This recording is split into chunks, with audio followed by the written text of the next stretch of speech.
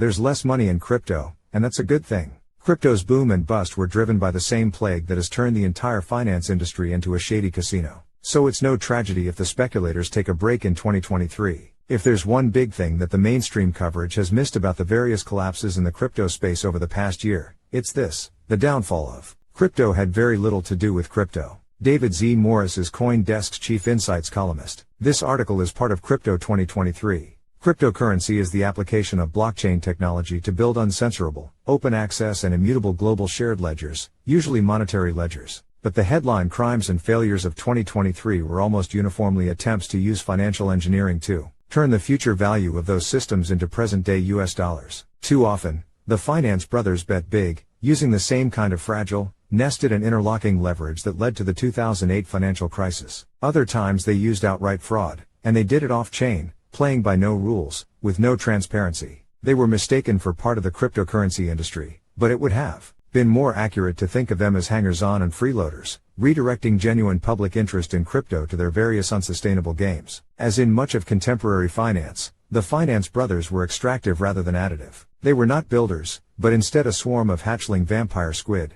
little would-be Goldmans frantically shoving their underdeveloped blood funnels into anything that smelled like money. The epic failures of these finance vampires, plus broader economic conditions, mean that 2023 in the crypto world will be a much different year than 2021 or 2022. Hedge fund gamblers and token shilling hype men will be relegated to supporting roles, where they belong, as the shadowy supercoders who actually make crypto exist move back into the spotlight. See also, money crypto versus tech crypto opinion. But 2023 will also be different from previous buoyant eras, during which huge squads of nerds were often set free to pursue whatever seemed cool to them. There will certainly still be some of that, but smart leaders will be pushing their teams much more firmly towards clearer goals, building accessible and reliable front ends, for use cases with real-world demand, then, hopefully, generating revenue from users. The broad public now has a vague idea of what crypto is, for better or worse. The task now is finding out how to sell it as a tool rather than a speculative investment. This will mean,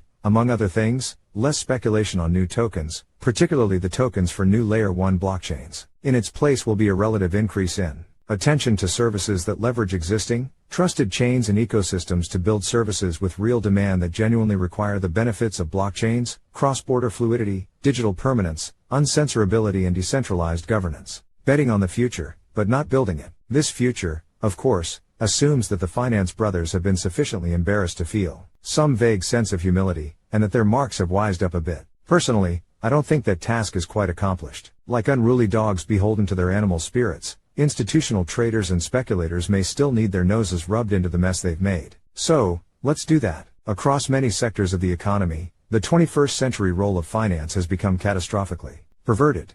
Rather than risking capital to generate long-term profit by building productive industries, the capital game has become about timing bubbles and picking narratives that will trick naive investors, retail or otherwise, into becoming bag carriers. Meanwhile you, the pumper, head off to the White Lotus with the cash. This isn't a problem specific to crypto, especially not over the past 3 years. The litany of overbought, undercooked and sometimes just plain rotten companies rolls off the tongue. Clover Health, a 2020 Chamath SPAC joined on the verge of delisting. Meta Platforms, rebranded around an app with no users. Nikola, an electric vehicle fraud that raised $3.2 billion. Tesla, once pumped, now dumped. Theranos, $700 million in venture capital, another fraud. The villains of the 2022 crypto collapse were, with one exception, born and bred in this darkness. They saw little more in crypto than the prospect of good hunting. Sue Ju and Kyle Davis started Three Arrows Capital to trade foreign currencies before transitioning to crypto. Sam Bankman-Fried infamously came to crypto from technical trading at Jane Street. Steve Ehrlich of Voyager Digital formerly helped run E-Trade. Alex Mashinsky was steeped in Silicon Valley tech VC and its accompanying blather. The one exception is Terra creator Do Kwon, who did build a crypto network, but did it on the shifting sands of venture capital, leverage and concealed risk. The carpetbaggers saw crypto as the next hot thing, but they clearly never understood it. Above all, they didn't understand that good cryptos are public networks and generate returns through vastly different mechanisms than corporations. This was most clear with lending platforms including Celsius Network, Voyager and Terra's Anchor protocol, which offered high and fairly fixed rates of return on assets that didn't generate revenue, leading inexorably to illiquidity and collapse. A large element driving this mega screw-up was a decade of low interest rates set by the U.S. Federal Reserve to drive investment. With historically safe and predictable financial options like treasury bonds returning next to nothing, capital was pushed to the far ends of the risk curve, much of it ending up in crypto. Then, against this macroeconomic backdrop, fiscal policy was loosened to keep the economy afloat at beginning of the COVID-19 pandemic. Excess cash found its way into Bitcoin and other cryptos, which in turn found its way into emerging subsectors like decentralized finance, DeFi, and non-fungible tokens, NFT.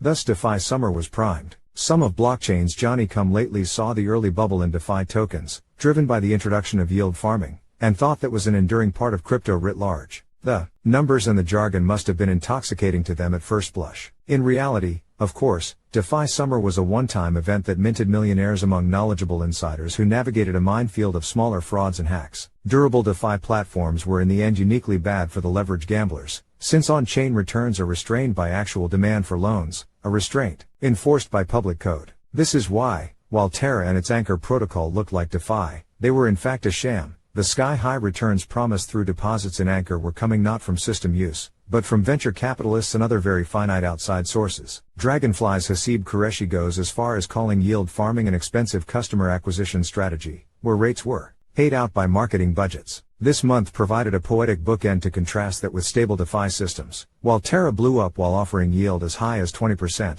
MakerDAO recently reactivated 1% yield as demand for its products grew. One of those systems still exists as a going concern, and the other does not. The use of VC funding to replace a functional business model is straight out of the Silicon Valley venture bubble playbook. Championed above all by PayPal co-founder Peter Thiel, the game is to subsidize user adoption then apply those growth figures to predict future unsubsidized use, attracting further investment, which is spent to subsidize more adoption. See also, FTX showed the problems of centralized finance. Note DeFi, opinion essentially, capital becomes a cudgel to eliminate enemies, including those with better run businesses or superior technology, and build monopolies. While Thiel framed his game plan as a way to starve out the competition, the approach could also be considered a form of finance-driven deception. But reality is reasserting itself. Uber, founded 15 years ago, is still above all an elaborate mechanism for setting money on fire. Facebook, now Meta, the investment that made Thiel's name, was the worst performing stock in the S&P 500 this year. But early investors in Facebook or Uber certainly don't care. They've already cashed in. This love 'em and leave 'em financial philandering becomes even more insidious when tokens are involved, because VCs can dump their bags on the public pretty much whenever they want. What's next? So from Silicon Valley to Wall Street, a long-term grift is being exposed. The continued rise in US interest rates will peel away more strips of overcapitalized fat until, in many cases, there's nothing left. To be clear, I'm not calling for a purge of either venture capital or hedge fund style speculation. There are good faith funders in the space who are genuinely interested in building big, new businesses over the course of years, not just grabbing the money and running. The crypto industry has for years relied on small-time traders to provide liquidity and rigor, and they will always have a seat at the table. Unfortunately, the good funders and hard-nosed traders have been overshadowed by con artists we mistook for business people. Even more to the point, the 2020 to 2021 bull market distorted the natural order of things by making the finance brothers the stars of the show instead of the supporting players they are meant to be. They built castles in the sky, funneling the life savings of naive retail speculators into tokens from fundamentally flawed projects and collecting fat fees for the effort. This exemplifies the tragic curse of the financier as a species. If you only understand numbers but not where they come from, you don't understand anything at all. And so, thoroughly spooked by crypto,